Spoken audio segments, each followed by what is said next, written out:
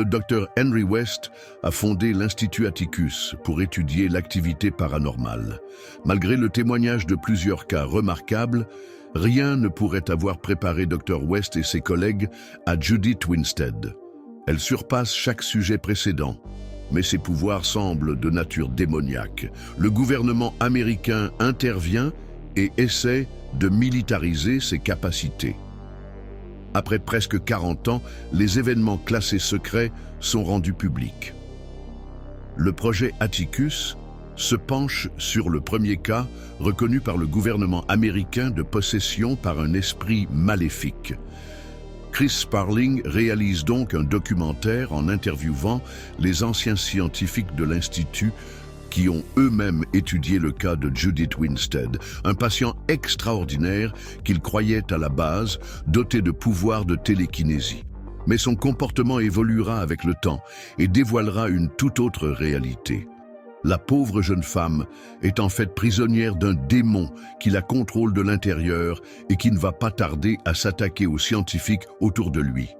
Cette réalisation permet de se sortir complètement du film et d'avoir l'impression de se retrouver devant sa télé, devant un vrai documentaire. Et c'est d'ailleurs très perturbant de se retrouver devant ce film qui semble être une histoire vraie et filmée comme si c'était réellement arrivé. La façon de tourner est originale, sans vraiment l'être, puisqu'elle mélange les plans found footage et les plans figés sur les acteurs racontant ce qu'ils ont vécu. Un choix de réalisation qui sort du lot, et notamment grâce à sa retranscription du style des années 70, que ce soit dans les costumes, mais aussi dans le style des images. Et il faut dire que c'est très rare de trouver un film d'horreur avec un vrai travail sur la vidéo. Il y a une différence visible sur la différence des époques entre les images retrouvées et les témoignages. C'est tout simple, mais c'est aussi important de le faire. Concernant le scénario, c'est une idée pas tellement originale, puisqu'on reprend le thème de la possession, mais qui est traité d'une façon que je n'avais pas encore vue. Et il faut dire que niveau horreur, c'est plutôt bien réussi. L'histoire est effrayante, notamment par le fait d'avoir des exemples différents dans le film, et surtout les explications par les témoignages. Le film commence par nous expliquer les différentes expériences réalisées par les scientifiques pour comprendre les phénomènes. Certaines d'entre elles sont plutôt simples et faciles à comprendre, ce qui permet de s'identifier encore plus et de ne pas se perdre dans des termes incompréhensibles. Il y a des scènes que j'ai vraiment appréciées, notamment une où Judith est dans une salle devant les scientifiques, tout est plongé dans le noir, pour prendre des photos qui vont permettre de vérifier si un esprit est en elle. Seule la lumière du flash éclaire la pièce toutes les 3-4 secondes. Et c'est évident qu'il va se passer quelque chose. Mais j'ai trouvé cette scène tellement bien réalisée. Tout cela n'aurait pas été la même chose sans un jeu d'acteurs vraiment intéressant. Il n'y avait pas vraiment de stars dans ce film. Plutôt des acteurs peu connus, mais le rendu est tout simplement sublime.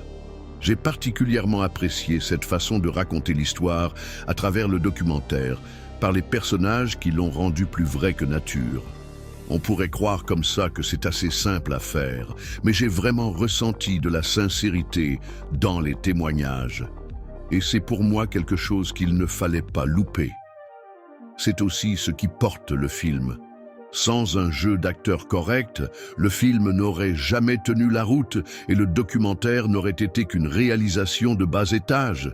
Il y a vraiment eu du travail pour avoir quelque chose de très précis et c'est très agréable à regarder. Même si ça fait peur, enfin un peu quand même.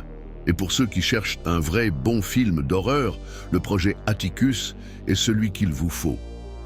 Mais voilà, c'est un film. Mais quelle part du film est réelle? Il a été inspiré par des enquêtes gouvernementales réelles sur les capacités psychiques au cours des années 1960 et 1970. Les travaux les plus connus sur le sujet sont ceux effectués sous l'égide de la CIA, dont le dernier nom de code fut Stargate. Durant près de 20 ans, un programme top secret, fut dirigé par la CIA et impliquait un groupe de sujets PSI sélectionnés et entraînés en vue d'application dans le domaine du renseignement. Le projet Stargate a développé un ensemble de protocoles scientifiques pour l'étude de la clairvoyance et du voyage astral. L'expression « vision à distance » est apparue pour décrire cette approche plus structurée de la clairvoyance. Selon Joseph McMoneagle, une mission était confiée au projet Stargate après que toutes les autres méthodes ou approches de renseignement eurent échoué. À son apogée, Stargate comptait pas moins de 14 laboratoires de recherche sur la vision à distance, ce que nous voyons d'ailleurs dans le film. 22 sujets psy, observateurs à distance, militaires ou civils fournissant des données, auraient participé à ce projet.